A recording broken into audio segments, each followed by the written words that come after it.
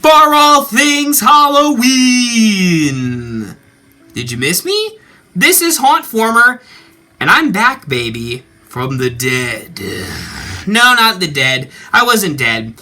I was chaperoning a church retreat in North Carolina. Funny, I went to North Carolina, came back, went to North Carolina again, and now I'm back. So I will be back now, so don't worry, there's no other major trips in my life. Thank you all very much for your patience and understanding, because I know I left at a very prime time with this Halloween news coming out. So don't worry, I'm going to get to all the new stuff very soon.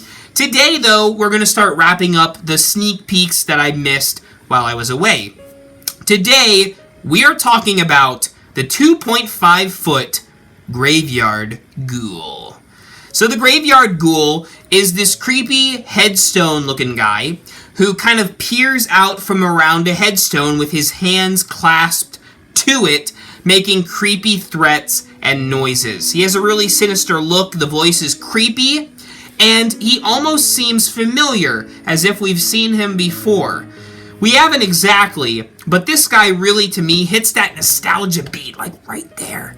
Because, to me anyways, he reminds me of a 2009 animatronic. Not a specific one, but during that era, there were a lot of props that the gimmick was that they hid behind a tombstone and did something.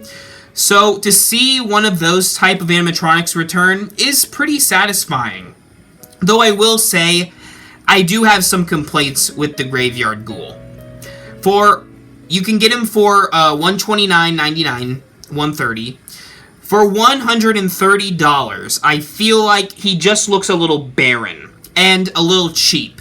And by cheap, I don't necessarily mean the materials, because I'm sure he's made out of metal beams and poles and plastic and all the good stuff that you get in a normal animatronic from Spirit and from the like. But when his head sticks out, you can very obviously see the poles in the back. Now, you could argue, yes, there's going to be fog and it's going to be dark, so you won't see that. And I get that. So I will say I'm wrong in that sense. But it does seem a little pricey for what essentially could be a Home Haunter made animatronic. And Home Haunter props are great. You could make this with a wiper motor and get a really cool effect. So nothing wrong there, but for the price, I think it's a little too high to justify a purchase on him, though I will say he looks pretty neat.